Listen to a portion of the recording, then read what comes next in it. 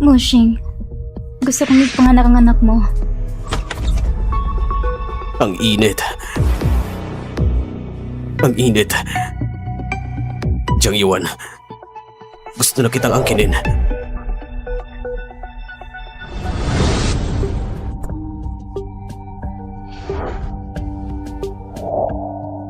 Ako si Lim Yuan. Muling nabuhay ako sa unang buwan ko sa pagtatrabaho sa Pamilya Song. Sa nakarang buhay, si Jiang Yuan may sakit sa puso at kumuha sa akin sa mataas na sahod bilang kanyang personal na doktor. Akala ko noon, ito nang simula ng aking karera. Pero hindi nagtagal, pinadala ko sa kama ni Song Moshing. Nahuli kami ni Jiang Yuan sa akto at tuloy na silang reputasyon ko. Para kang basura na itinapumulat sa Pamilya Song. Pero nalaman ko na buntis ako sa anak ni Song Moshing. Pagkatapos noon, hinuli ako ng mga taong hindi ko kilala, ikinulong ko sa ilalim ng lupa, at dumanas ng di makatarong pagdurusa. Hanggang sa araw ng panganganak ko, nakita kong tunay na salari sa likod ng lahat ng ito. Pakiusap, palayan mo lang anak ko.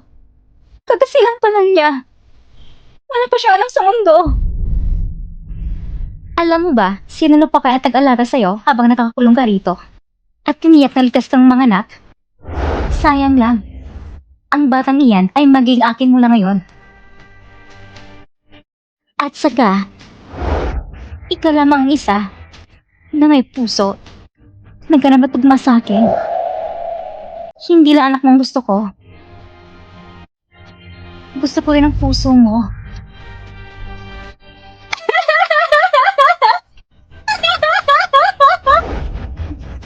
Jiang Yuan. Basta piling kong mamatay kasi matupad ang gusto mo. Dahil binigyan ako ng langit na pagkakataong mabuhay muli. Hindi ko siya hayang magtagumpay. Aagawin kong lahat ng mahalaga sa kanya. At babaguhin kong aking malupit na kapalaran. Kunti na lang sana. Si Mushing ay magiging akin na. Nakakainis, ngayon pa ko inatake ng sakit. Para lang mabuntis, si Jiang Yuan, binaliwalan kanyang sakit sa puso. Araw-ayang tinatangkang akitin si Song Mushing. Sa nakaraang buhay, sa oras na ito, nawalan si Song Mushing sa bitag ni Jiang Yuan. Parang isang aso sa init ng pagnanasa. Walang mapaglabasan. Dr. Lin! Dr. Lin! Pero Jiang Yuan, sa buhay na ito, hindi ko hayang matupad ang gusto mo. Bakit parang lalong umiinit? Hindi kaya may problema sa sopas na inihain ni Jiang Yuan kanina? Mr. Song, nandito ko para kay binibining Jiang para tingnan kalagayan niya. Song Mushing, sa buhay na ito, gagamitin kita para ipalasap kay Jiang Yuan ang sakit ng pagtataksil. Mr. Song, ayos naman si Miss Jiang. Alis na muna ako. Pasensya na po, Mr. Song. Tingnan mo si Song Mushing. Mukhang nilagyan na naman siya ng gamot ni Jiang Yuan. Inaakit mo ako? Hindi lang kita aakitin. Aagawin ko ng lahat ng pag-aari ni Jiang Yuan. Mr. Song, hindi totoo yan. Akong doktor ni Binibining Jiang. Hindi tamang ginagawa natin. Mr. Song, walang sakit si Binibining Jiang. Alis na muna ako.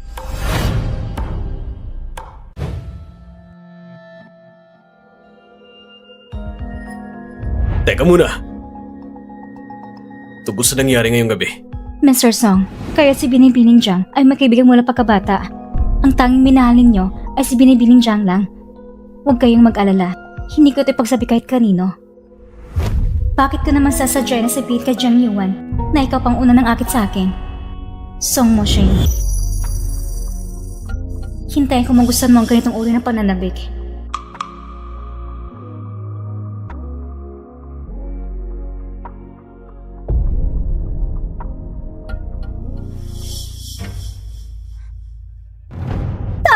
May tao ba dyan? Bakit walang tumatawag sa akin? Miss Jiang, bago umalis si Mr. Song, nagbilin siya na huwag kayong istorbo habang napahinga. Nakakatuwa naman. Siyempre, alam ko nag-alala sa akin si Mushing. Pero ngayon, karoon ng mata ng bruha na yon, simulat sa Paul ay hindi niya ko gusto. Kapag nahuli ako ron, tsak na pagagalitan naman niya ako. Kayo at si Mr. Song ay may kaibigan mula bata pa. Siya nagmamalamang sa inyo. Kaya't hindi kayo gusto ni Mrs. Song, si Mr. Song, at tsak nakakampi niyo pa rin. Sayang at masakit ako sa puso. Hindi ko may bigyan si Mushing ng anak. Ni hindi man lang kami maaaring magsama sa iisang kama. Kagabi, sa sopas na yan, naglagay pa ako ng pampapalakas. Akala ko tuloy-tuloy ng lahat. Pero, hinimatay na naman ang katawang ito. Pagkatapos kong mawala ng malay kagabi. Dumating ka ba? Opo. Tinawag ko ni Mr. Song para suriin ang kalagayan ninyo. Pagkatapos kong magreseta, umalis din ako.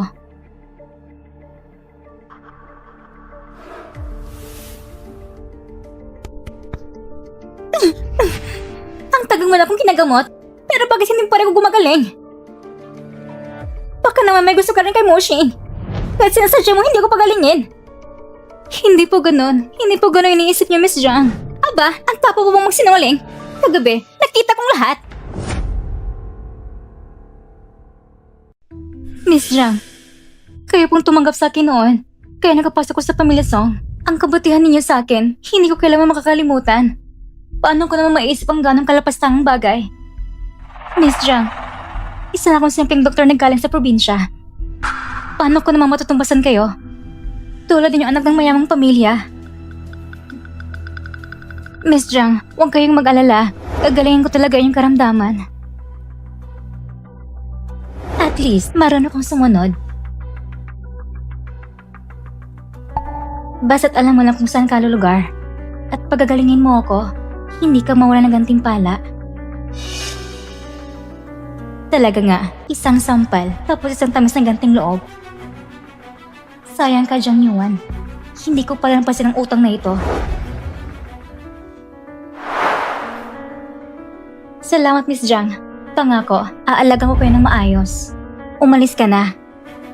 Pagkatapos mong ayusin yan, samahan ko pumunta sa lumang bahay ng mga Song.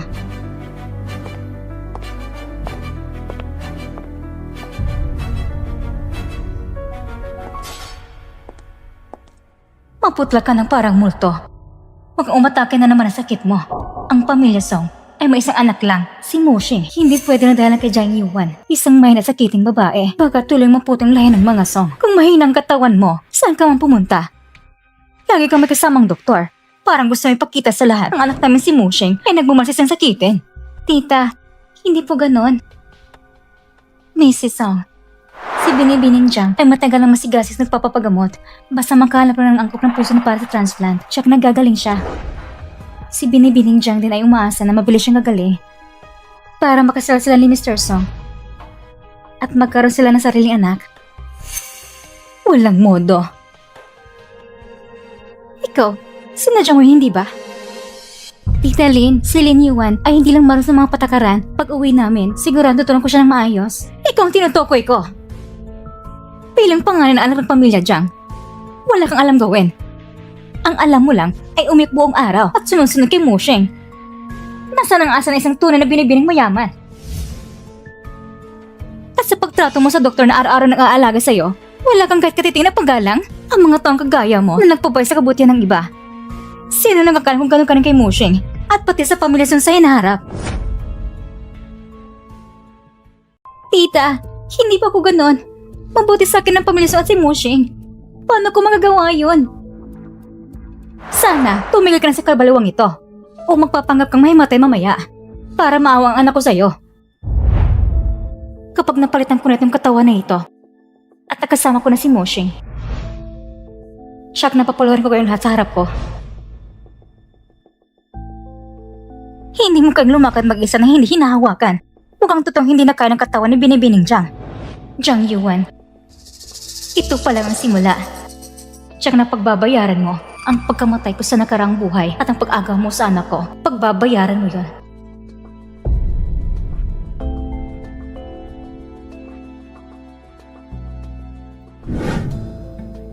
Yuan, bumalik na ako. Mushing, bumalik ka na. Mushing, pumunta ko ngayon para tulungan tita ko sa karawan niya. Para hindi pa rin niya ako gusto. Pasensya ka na sa abala. Laging kinikilala ko at pinapaboran ako ng mama ko para sa akin. Para maging binibining Song sa hinaharap. Ang ganong kaunting paghihirap ay sulit naman. Yuan. Hindi natin pwedeng gawin ito ngayon. Mushing, matagal na tayong magkasama. Lagi kang nagpapapasensya para sa akin. Ngayon, isang halik lang. Ayos lang.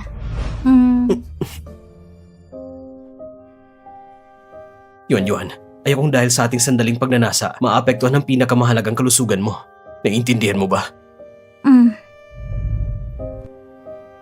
Magpahinga ka muna. Magtatrabaho muna ako. Miss Jiang, ang gatas ninyo ay pinapainit na. Ang babaeng ito, hindi gaya ng doktor. Parang isang dalagang estudyante pa lang sa kolehiyo. Parang hindi pa rin siya sanay sa mundo. Lache ka. Pagkatapos mapalitan ng puso ko, sigurado hanapin kita ng 10 o 8 lalaki para masiyahan ka. Mocheng, bakit parang hindi nakataon ang isip mo? Okay lang yun.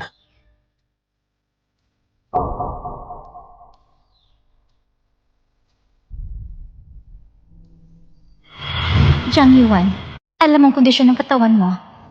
Pero nalakas daw ka pa rin lagyan ng gamot ang gatas na iniinom ni Moshing. Nag-alala ka na?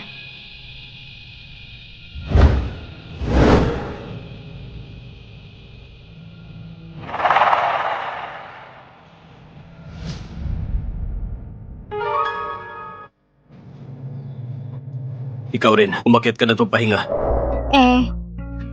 Buhatin mo nga lang ako.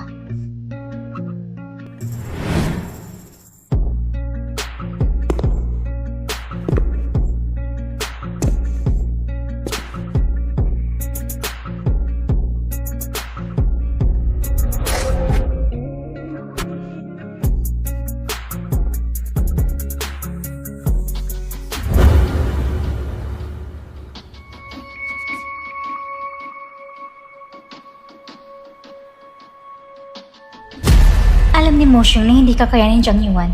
Kaya check na hindi niya hawakan siya sa nakaraang buhay dahil kasi si Jiang Yuan paulit-ulit na naglagyan ng gamot kay Moshing hanggang mamatay. Pero si Moshing ay mas pinipiling tiisin ito kaysa saktan siya.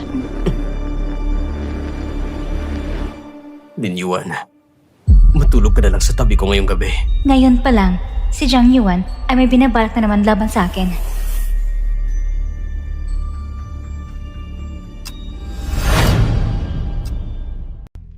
Mr. Song, hindi pwede. Ang nangyari kagabi, pwede mo isipin na parang hindi nangyari. Malaking utang na loob ko kay Miss Jiang. Miss Jiang. Huwag mong kalimutan. Ako ang amo mo. Dapat nga. Magpasalamat ka sa akin.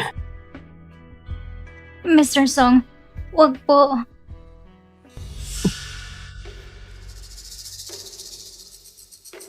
Kung ayaw mo, lumayas ka ngayon din! Mr. Song, mukhang nalagyan ka ng gamot. Pwede ka magpalamig gamit ang malamig na tubig. Song Moshing, kahit pa isa ka pang parang pagong na may tiyaga, kung paulit-ulit kang ginagamot ni Jiang Yuan, hanggang kailan mo yung titiisin, hindi mo na mahawakan ng matagal. Mr. Song, ang kalagayan ng katawan ni Binibining Jiang ay napakasama. Madalas siyang magkaroon ng problema sa puso. Kung hindi makontrol ang emosyon, kailangan siyang i-admit sa ospital. Kaya, lahat ng bagay na maaaring makaapekto sa kalagayan ng katawan ni Binibining Jiang dapat iwasan hanggat maaari. Kasama ng malapit ang pagkikipag-ugnayan. Moshing. Baka, hindi na ako makakapag-anak sa buhay na ito.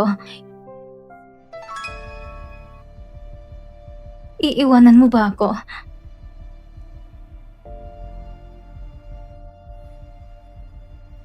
Hindi.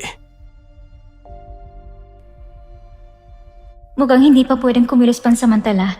Si Lin Yuan na alingas-ngas. Kailangan ko ng anak ni Moshing. Para pumayag ang matanda at payagan akong pakasal.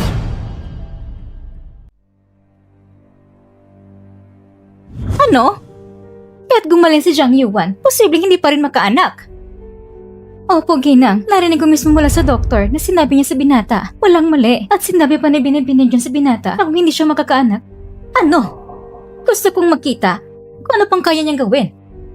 Sabi niya, kung hindi siya magkakaanak, mag-aampunan na sila ng bata. Napakasama. Kailangan kong tanongin siya mismo.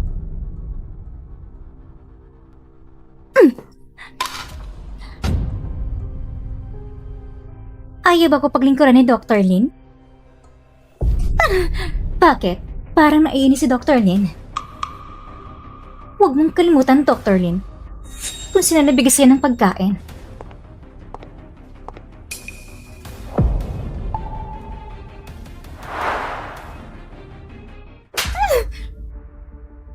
Ano ba yan? Paano mo maintindihan na hindi ka pa kasal kay Mosheng pero nakatira ka na dito? Dapat ka mong pasalamat. Hindi ko inaasahan na gusto mo pang patigil ang lahi ng pamilya Song. Hindi po. Manahimik ka. Noon to man, pinagsabihan na kita ng mabuti at ipinaliwanag. Kung mahal mo talaga si Mosheng, hindi mo siya dapat iwan ng walang anak.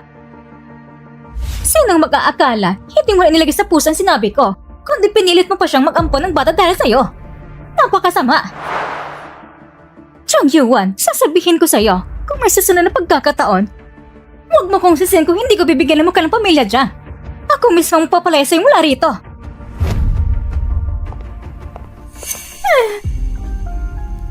Matandang bruha? Talagas pa siyang sampalin ako? Kapag bumalik si Moshing, ipaghihiganti niya ako.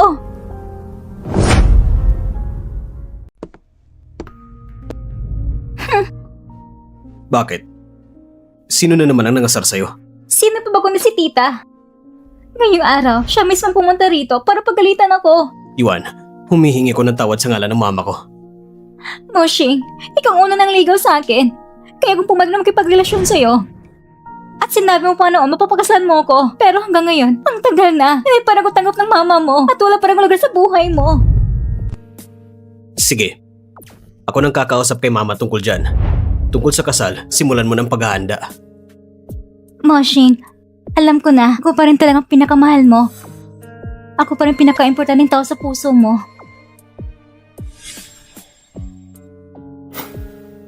Kumalma ka. Mamaya, kailangan ko pang pumunta sa lumang bahay. Ayon sa takbo na nakarang buhay, para hindi makipagtalo sa anak, pansamantalang papayag si Ginang Son sa kanilang engagement. Mukhang ngayong gabi, kailangang paglan si Song Moshing ng kaunting pampasigla. Mr. Song, nandito ko para dalan ka ng gamot. Noon, nilagyan ka ng gamot, kaya may natitirang lasang pa sa katawan mo. Magkakatulang gamot na ito para makabawi ka. Itong parang aso sa init, ang tanggal niya nagtitimpe. Panahon na para pakawalan.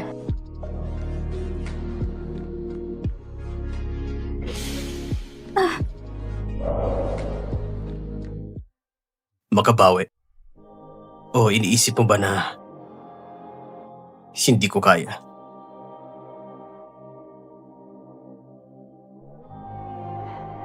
Mr. Song, baka magkita tayo ni Miss Jiang.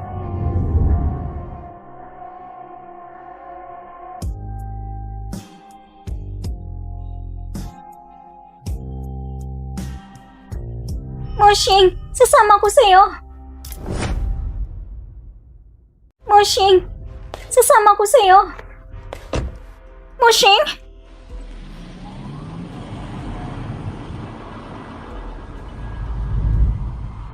Halos na ulit tayo, Mr. Song. Kung hindi sa loob ng kotse, gusto mo pa bang pumunta sa ibang lugar?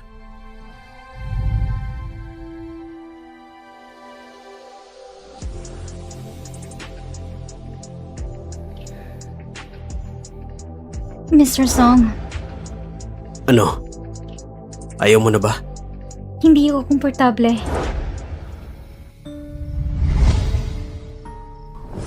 Ginawa mo ba ito para sadyang gawing kahihiyan ko? Mr. Song, hindi ko talaga sinasadya ito nangyari ngayon.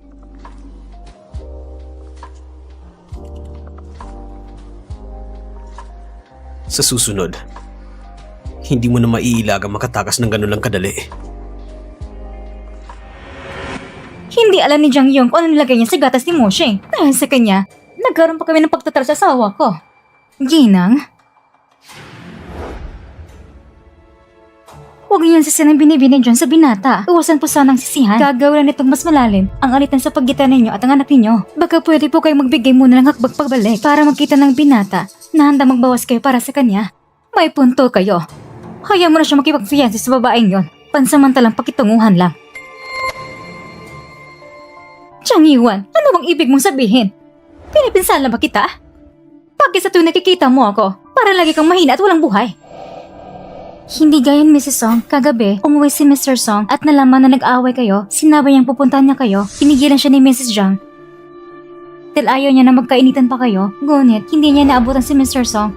At dahil naulan ng kagabi, nagkaroon siya ng matas na lagnat. Zhang Yuan, dahil sa pag-aaway ng anak ko para sa'yo, pumunta ka rito para ipapapakita mo sa akin? Sasabihin ko sa'yo, si Mo siyang anak kong sarili kong dugot naman. Mas pinapalagan niya ako bilang ina niya. Kung gusto mong pakasalan siya, kalimutan mo na.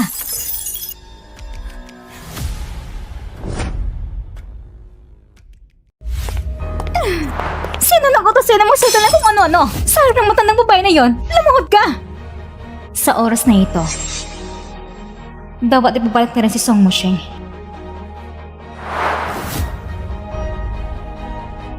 Miss Zhang, natakot ako magkamali ng akala si Madam Song sa'yo. Alam ko ng pagkakamali ko. Kung hindi dahil kay Lin Yuan, kung hindi ako pumayag, makakapasok ka ba bilang doktor ng pamilya Song at kumita ng mahigit 10,000 kada buwan? Sa tingin ko nitong mga araw, lalong wala ka ng galang sa mga nakakataas sa'yo. Ituturo ko sa'yo kung paano magpakumbaba. Tandaan ko sino talagang amo mo. Kung wala ako, wala kang halaga, hindi ka karapat dapat maging aso ko. Yuan, anong ginagawa mo?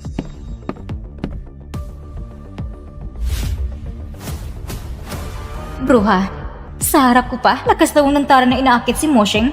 Papatayin kita. Ginagawa mo ba ito para sirain ang mga kamay ni Dr. Lin? Imposible yung Moshing. Kakatapos ko lang sana tanungin si Dr. Lin, bakit ang sakit ko? Ang tagal ng ginagamot, pero wala pa rin pagbuti. Hindi ko akalain sa sobrang kaba niya, siya pang nadapa. At sinong mag-aakala na nabasag pa niyang tasa? At siya pang nasugatan sa kamay. Tama ba ako, Dr. Lin?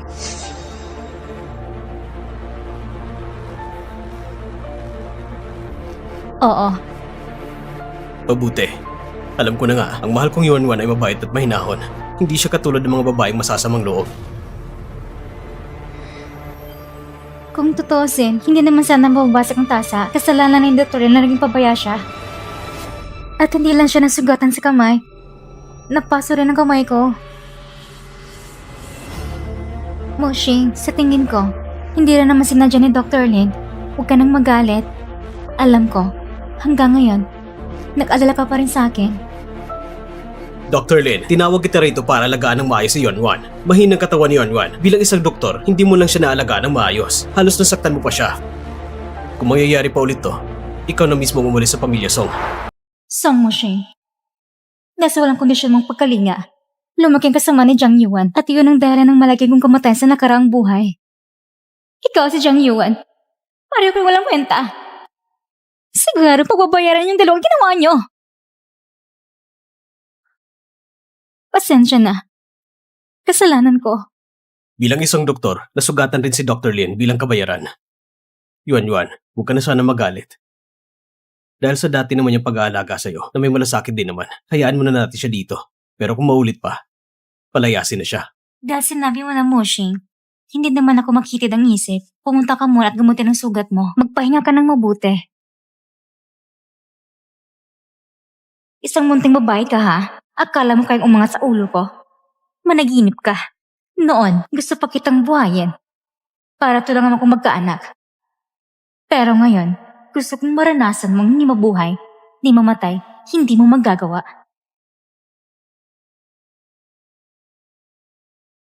Ang sugat na to, bakit parang bilis gumaling sa sobrang pagdududa ni Zhang Yuan? Sigurado maghihinala siya tungkol sa relasyon namin ni Moshing. Kaya ngayon, dapat ko pang painitin lalo ang sitwasyon. Para tuloy na silang maglayo.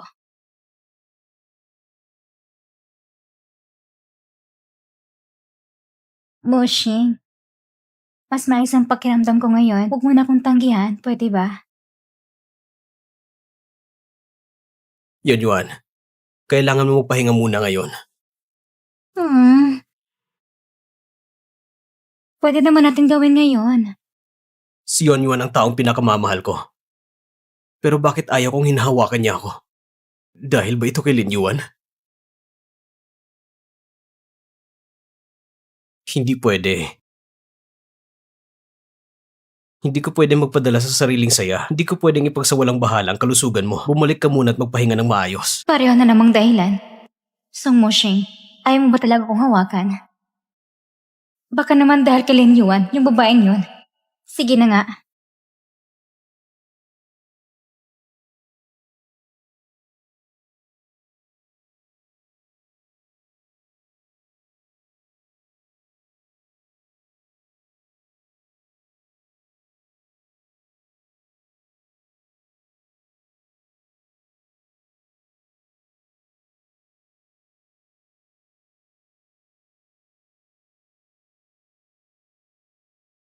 Halika dito. Mr. Song? Aray, Hayaan mo akong tignan. mas mabuti pong huwag niyo na itong tingnan. Kasalanan ko rin po kasi wala kong kakayahan. Hindi ko nagamot ang maayos ng sakit ni Miss Jiang. Bakit ka naman ganito ka masunurin? Ganitong maunawain? Pero ang alam ko, si Jiang Yuan ay palaging mahinahon. Bakit ngayon, dahil lang sa ganito kalit na bagay, nakaya niyang saktan ka? Kasalanan ko po. Akong hindi nakapag-alaga ng mga ayos kay Miss Jiang. Pagbalik ko, ibibigay ko na sa kanya ang resignation letter. Ngayong gabi, huwag mo kong tanggihan. Pwede ba?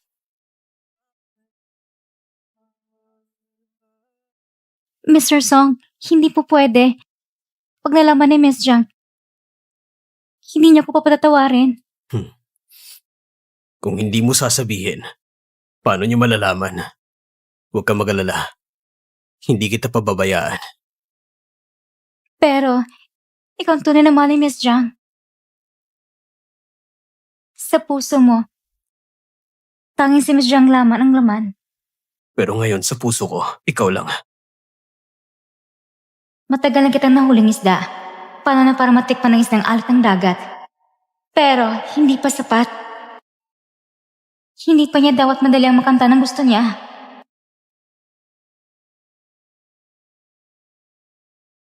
Bakit ang tindi ng sugat mo? Mr. Song, nasugatan ng kamay ko. Ano man ang gusto mong gawin, siguradong hindi maginawa. Alis na muna ako.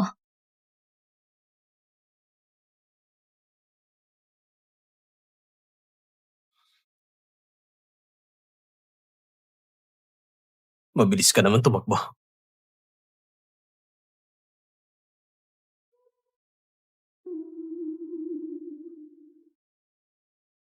Miss Jiang, dadalang kita ng paunang pagsusuri.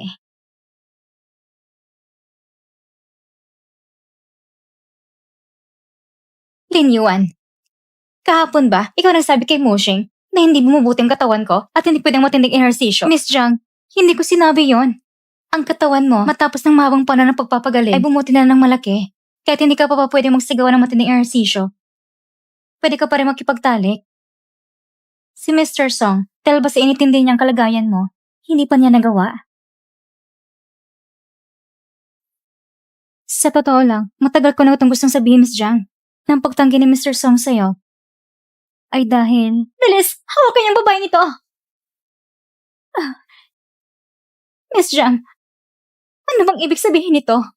Lin Yuan, ano nilalaro mong inosente? Hindi ka pumawas magpasigla? Akala mo ba tanga ako? Kagabi, nakakwento ko sa'yo sa balkon ni Moshing. Hindi ba espesyal ang galing mo?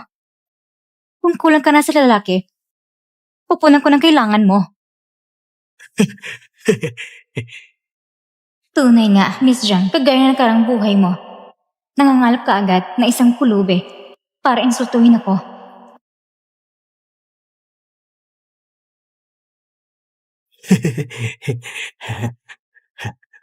Tumigil ka! Umalis ka! Yuyue, ano bang ginagawa mo? Moshing, bakit ka biglang umuwi mula sa opisina? Jing Yuan, nagulat ka ba? Na-excite ka ba? Matagal ko na hinihintay ang sandaling ito. Nung nakarang buhay, ako'y tapat at maayos. Itinuring kitang aking tagapagligtas. Ngunit ikaw, dahil lamang sa isang papuri ni Song Moshing tungkol sa aking kakayahan, itinako mo ko sa isang pulubi. Ngayon, sa buhay na ito, ako na mismong lumalabag sa hangganan mo. Kung hindi ako dumating, hahayaan mo bang apihin ng ganitong tao si Dr. Lin? Moshing, nagkamali ka ng akala. Ako ay... Ikaw ay ano? Kung ayaw mo kay Dr. Lin, maaari mo siyang tanggalin ng direkta. Hindi na kailangan gawin na hayaan ng isang pulubi na apihin siya. Dati, napakabait at mahinahon mo. Bakit ngayon ganito ka? Hindi ako. Hindi. Kahapon, sinunog mo siya sa galit. Ngayon naman, hinayaan mo ang pulubi na pahiyain siya at yun pa lang ang nakita ko. Paano pa kaya ang lihim na ginagawa mo? Moshing, gusto mo ba talagang pagdudahan ako? Dahil lang sa isang taong hindi mo naman kilala? Jiang Yuan, masakit ba? Masakit bang pagdudahan ng taong mahal mo? Masakit. Pero lahat ng ito, hindi pa rin kasing sakit ng mga ginawa mo sa akin noong nakarang buhay. Hindi kita sinisisi. Ang gusto ko lang, Anong gusto mo? Naisipin mo na ako'y may pusong malug at mapanganib? O naisip mo rin ba na ako'y masama at mapanukso? Nung nagsimula pa lang tayo, napakabait mo sa akin. Tinuturi mo ko isang kayamanang pambihira. Ngayon na magkasama na tayo. Ang sawa ka na ba sa akin? Naalala mo pa ba nang inamin mo sa akin ang nararamdaman mo? Naalala mo ba kung ano sinasabi mo noon? naalala ko. Sinabi ko, si Yuan ang babaeng gusto kong protektahan habang buhay. Tama nga ako. Sila talagang dalawa. Hindi basta-basta maghihiwalay. Miss Jiang, pwede mo pagdudahan ako, pero hindi mo pwedeng pagdudang nararamdaman Mr. Song para sa'yo. Alam ko, ang presensya ko ay nakaka-istorbo sa'yo. Ito aking resignation letter. Pakiusap, paintulutan mo akong umalis. Aba, gusto pang tumakas sa mubayang ito. Ang puso mo ay akin, pati ang sinapupunan mo ay akin din. Kapag ipinanganak mo ng anak mo ni Moshing, at bago pa ako makahanap ng doktor ng paggawa ng paglipat ng puso, hindi ka alas kahit saan. Matagal ka nang kasama ni Yuan. Mahirap ka man o wala. Huwag mong banggitin ang pagbibitiw. Sa ngayon, magpahinga ka muna na mabuti.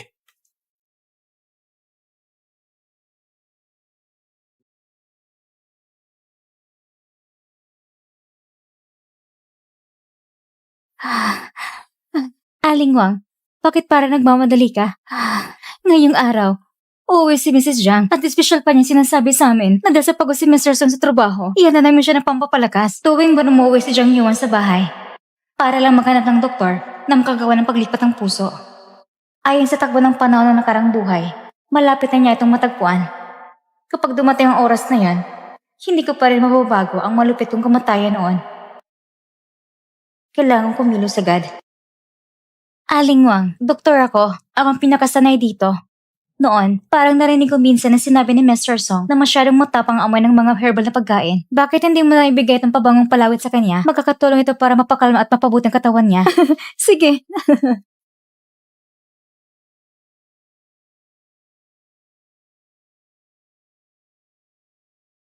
Paano mo ginawa itong pabang palawit? Anong halamang ginamit mo dito? Masama ang pakiramdam ko. Dr. Lin, pumunta ka ngayon sa pangunahing gusali at tignan mo ako.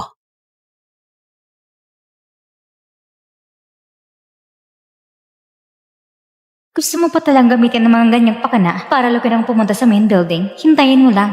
Hayop kang lalaki. Ang tapang pa rin ng ugali.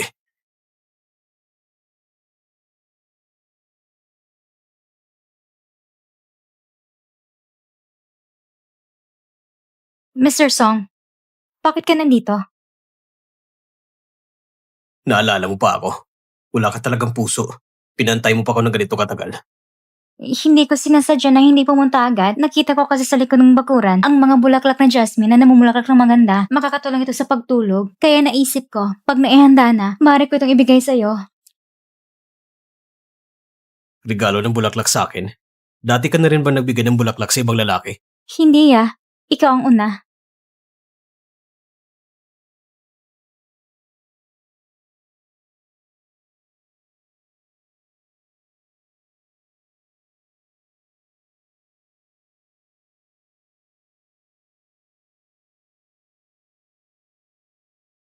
Kung siya lang sana magiging asawa ko, ang saya siguro. Paano ako nagkaroon ng ganitong iniisip para sa doktor ni Yuan? Masyado kong nilapastangan si Yuan kung ganito.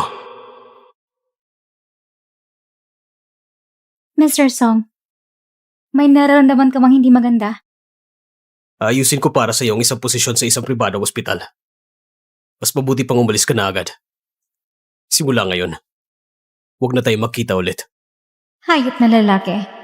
Kaya mo pa naisip ang panggap na may malasakit? Huli na. Kung ganon, dahil hindi ka na rin makapaghintay, gusto niyo akong paalisin? Sige, tutuparin ko. Sige, bukas, magsisimula na ako magtrabaho. Wala ba siyang kahit kaunting pagkamis sa akin?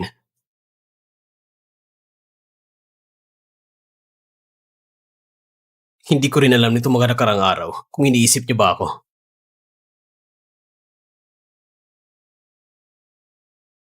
Akong unang nagpapali sa kanya. Tatawagan ko siya ulit.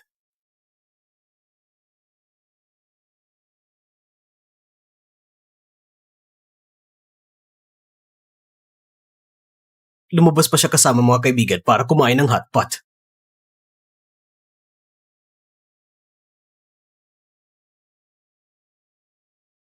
Anong sabi mo? Si Motion itong mga nakarang araw, may palagi hinanap si Lin Yuan? Narinig ko na ang ginawa sa pribadong hospital ay naglaan sa kanya na isang hindi ganaw mahalagang trabaho. Kumalat ang mga chismis sa mga katulong na siya raw magiging susunod na gina ng pamilya Song. Sinungaling! Pumunta ka sabihin kay Lin Yuan na masama ang puso ko. Sabihin mo na bumalik siya agad. Ang binibinit ang Ginoo. Dahil sa nangyari noon, hindi pa napaparang kanilang galit kung may mangyari pa kay Dr. Lin. Miss Zhang, huwag mong hayang dahil sa isang Dr. Lin, maapekto ng relasyon mo at ng Ginoo. Tama ka. Hindi po rin dahil sa isang babae. Sira ang relasyon ko kay Moshing. Ngunit ang pagiging naroroon niya ay sadyang kapahamakan. Makaraan ng 2 araw ay karoon na ni Moshing, siguradong dating si Songling doon. Hindi ba Dr. si Lin Yuan, pahandaan mo siya ng 2 pang medisina na putahe kung may mangyari sa ginang Song sa salo-salo? Si Moshing ang pinakamaasikaso sa kanyang ina, siya na hindi niya papatawarin ang sinumang sakta ng kanyang ina.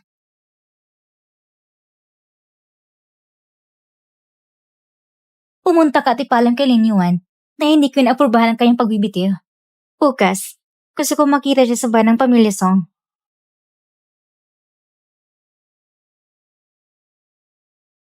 Dati, balak pang alagaan ka ni Lin Yuan. Inapangakong papakainin ka ng masasarap na pagkain at inumin bilang aking manlalakbay na sinapupuna at pinagmumula ng damdamin. Ngayon, gusto kong wasakin ang iyong reputasyon. Paalisin ka ng pamilya Song. Maghihirap at mangingisay ng awa sa akin.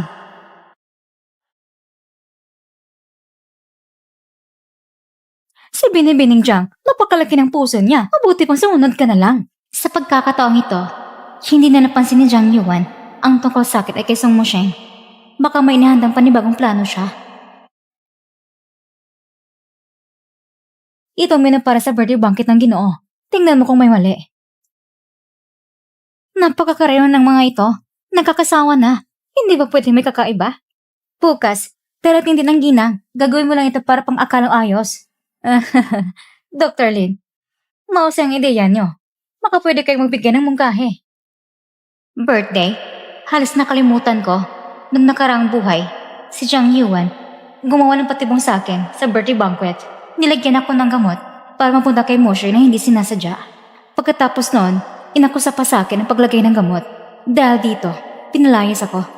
At inaresto pa ni Jiang Yuan at ikinulong sa maliit na silid. Ang gusto ng ginang siguro ay mga medisinal na putahe na nagpapapaganda at nagpapapalusog ng balat. Hindi basta-basta pwedeng kainin ng mga medisinal na putahe na ito. Jiang Yuan, sa buhay na ito, hindi na kumahulog sa iyong patibong. Hindi na maod ang nakaraan.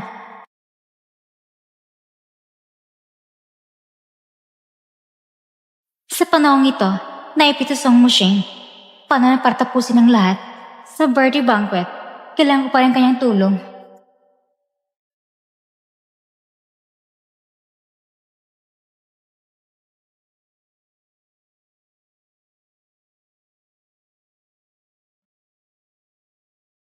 Song Mosheng, tarantado ka. Kumain ka ng todo tapos tatakbo lang? Paano mo nagawang sabihin mga sata nag-yelo na para pang minus 10 degrees? Pinapalis pa ako sa kanya? Bawa pero walang silbang lalaking ito. Lin Yuan, kumusta ka? Hindi ko alam na darating ka. Aalis na ako ngayon. Bakit ka aalis? Diba sabi mo sa akin, lumayo na ako sa'yo at huwag na kitang guluhin? Tinatupad ko lang pangako ko. Pakawalan mo ako.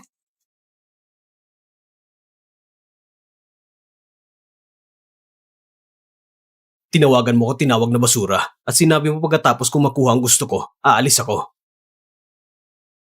Bakit ngayon pag nakita mo ako, gusto mong umalis agad? Hindi naman. Ah, Iba ang sinasabi ng bibig mo at laban ng puso mo.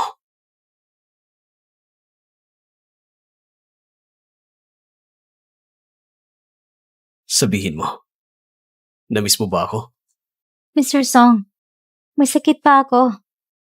Huwag kang mag-alala. Hindi ako gagawa ng masama sa may sakit. Ang lamig ng kamay mo. Masama pa rin ba ang pakiramdam mo? Isa naman akong doktor. Walang kasong ganang simpleng sipon. Pero ikaw, Mr. Song, lumayo ka muna sa akin. Baka mahawa ka pa. Totoo, gusto talaga kita. Pero Hindi mo na kailangang sabihin. Alam ko na. Wala naman akong hinihiling. Gusto ko lang maging masaya ka. kung maaari ko mapanatili si Iwan sa tabi ko, magiging masaya ako. Pero yun ay pagtataksil. Mr. Song, hindi magandang pakiramdam ko. Mas mabuti umuwi ka muna. Ang lakas ng ulan sa labas.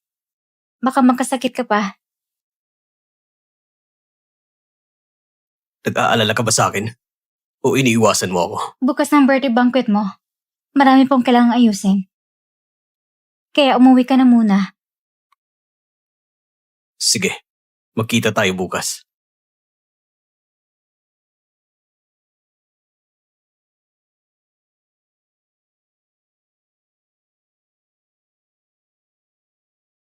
Bukas sa birthday banquet. Magsisimula ng magandang palabas.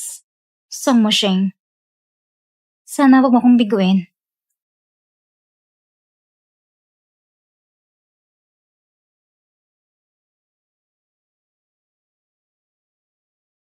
Kuya, kapag natapos ang karawan mo ngayon, 29 years old ka na, dapat siguro pag-isipan mo na ang mga bagay tungkol sa kasal. Tito, tita, ngayon ay karawan ni Mushing. Pinili ko pang abangan ng kusina para yan sa espesyal na punan para sa lahat.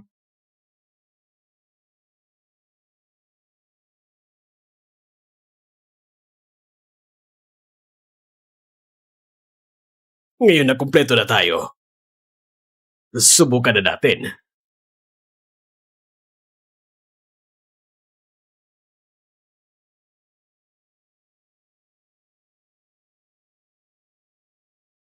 Talagang masarap ang medisinal na putahe na ito. Mukhang si Yuan Yuan ay maayos na inalagaan si Mo Sheng. Kung nagustuhan niyo po, ayos lang. Ang medisinal na putahe na ito, maganda man. Dahil gamot nga ito. Si Binibining Jai matagal uminom ng gamot, kaya kaya niyang tiisin ito, walang problema. Pero kami hindi. Bawat pa rin tayo maging maingat. Tama sinabi ng tita, hindi ko naisip na mabuting lahat ng bagay. Pumunta ka sa kusina, telling mo na inhandang inumin.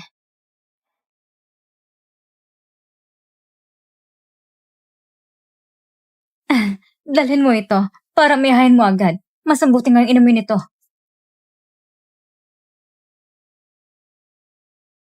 Dalhin mo ng mga bagay na ito sa itaas. Ako ay doktor, hindi katulong. Ang mga bagay na ito ay dapat ninyong gawin. Si Miss Zhang mismo nag-utos sa'yo. Hindi ka ba susunod? Ito bang plano ni Jing Yuan? Pilitin akong magkamali. Kung ganito, susubukan ko. Tingnan natin anong patibong ang inilatag mo para sa akin.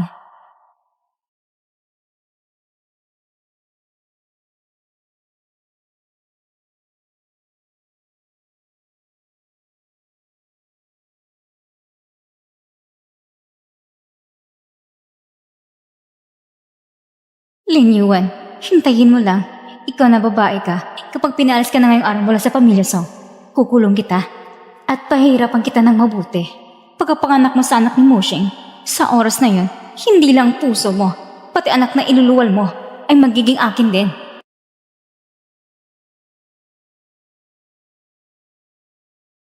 Jiang Yuan, narinig ko, ang kalagayan mo ay mas mabuti nitong mga araw. Kaya tungkol sa kasal at pagkakaroon ng anak, dapat mo na rin isama sa plano. Pumunta ka agad sa ospital, magpasuri ka ng kumpleto. Matandang babae, alam mong hindi ako makakapag-anak, pero binabanggit mo pa rin palagi. Parang sinasaksak mo ang sugat ko. Hindi ba gustong magkaanak, kaya bibigyan kita ng isa. Salamat, Papa. Mamaya, sa herbal medicine ni Mushing, ako na magdadala kay Lin Yuan. Kapag nagkaroon sila ng relasyon, gagamitin ko ng si Song Lin at si Song Jing ni Hua para palis na siya sa pamilya Song. Kung tutusin sa oras, malapit na umepekto ang gamot.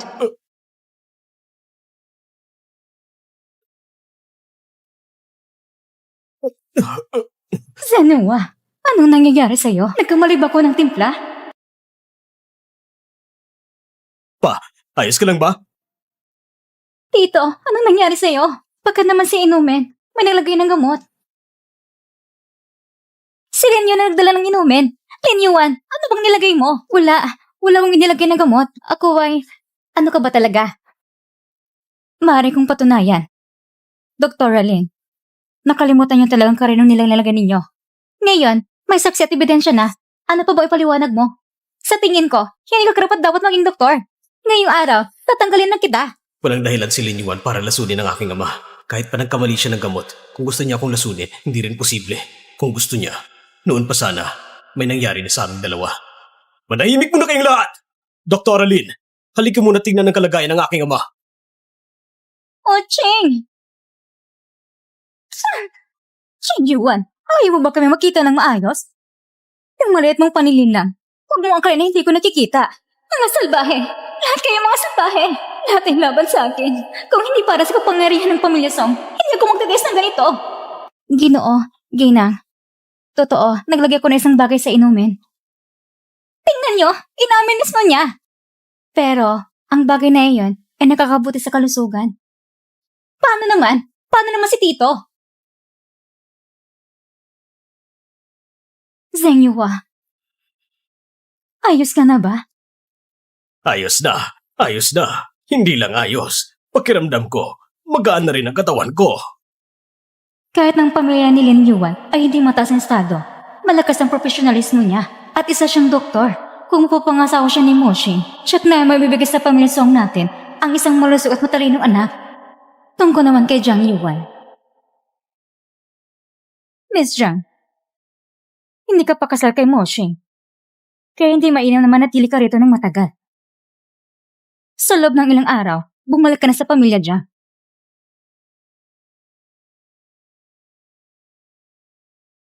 Paulit-ulit ka na. Ilagay mo ba ng gawan si Song Moshing? Akala mo ba hindi niya alam? Ngayon, tignan natin kung paano mo ito aayusin. Tungkol sa herbal na pagkain, mas namuti paliwanag mo ng malinaw sa akin. Hindi ako nagsisinungaling. Sabi niya, makakaganda ang herbal na pagkain. Check na mo gusto nito ng ginang. Salbahe ka! Ang gamot na binigay mo kay Moshing.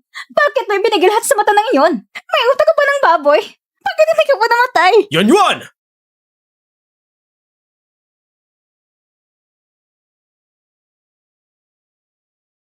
Bilang magiging ginang ng pamilya Song, paano ka maging ganito ka walang pakundangan? Binubuli ang katulong, sinusumpa at sinasaktan pa? Wala kang kahit kaunting asal sa isang dukang mayaman. Mayaman? Mayaman? Kailan ka pa nakakita ng ginang na hinahampas sa harap ng lahat? Saan ko ilalagay ang aking dangal? Kumalma ka muna. May kasalanan ka rin sa nangyari ngayon. Akala mo rin pala na ako may gawa ng lahat na nangyari ngayon? Hindi ba ko kinasa sa inyong pamilya? Ngunit pa nahihirapan ako ng buong pamilya ninyo. Kung todo mapasok ko sa inyong pamilya, sigurado abusin nila ko ng todo. Yuan, sa paningin mo, ang mga magulang ko'y walang kakayahang makilala ang tama at mali? Sa nangyari ngayon, nasa panig mo ako. Pinoprotektahan din kita. Pinaprotektahan ako? Pinaprotektahan mo si Lin Yuan, hindi ba? Kung hindi, Paano mo malalaman kung anong ginagawa niya kagabi? Nalaman ko parang matagal na kayo nagsabatan ng palihim sa akin. Sinabi mo mahal mo ako ng labis. Ngunit kasi nangalang pala lahat ng yon. Huwag kang magwala. Ang ating usapan ay walang kinalaman sa kanya. Dahil mo sa akin yung malit na babae na yon.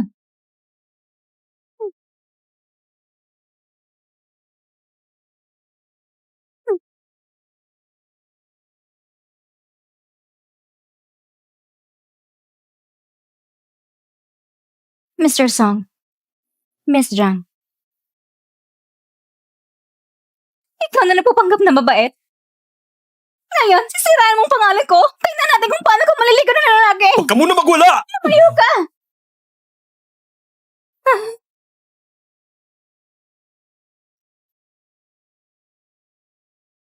Michelle,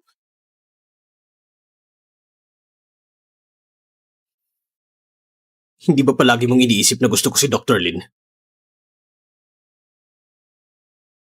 Bibigyan kita ng sagot.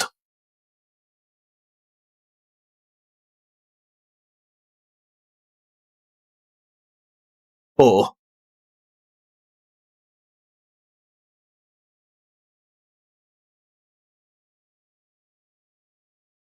salbahe ka! Papatayin kita!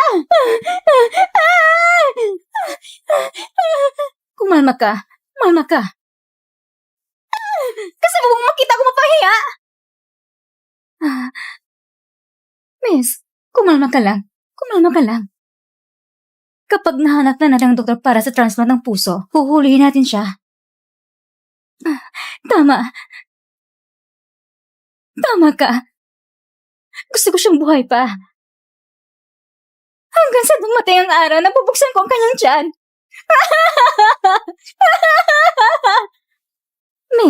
Miss. Diba nag-umod ka na isang anak na lalaki? Parang pabalik siya mula sa ibang bansa sa mga susunod na araw. Narinig ko na mahilig siya sa mga simpleng babae. Kung makita niya si Lin Yuan, sigurado ko magugustuhan niya siya. Paano ko ba siya nakalimutan? Si Songmei ang babaero. Mabilis magpalit ng babae. Narinig ko, marami siyang alam sa mga estilo sa kama. Pagbalik ni Songmei, gusto ko siyang makita ng personal. Samushi, gusto ko masaksihan mo mismo kung paano pinagtitripan niya yung doktor.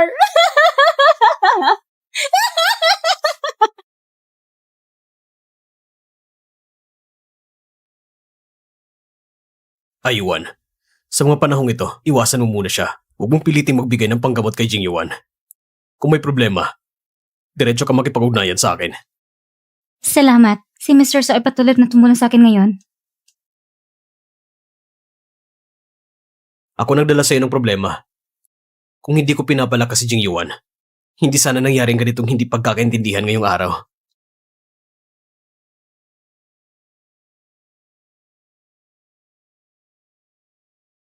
Mr. Song, pwede ka bang manatili rito ngayong gabi?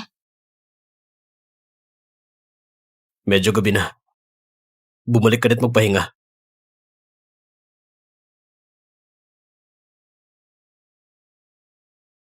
Gusto kong siya ang unahan na mawala ng lahat ng mga pinapapahalagan niya.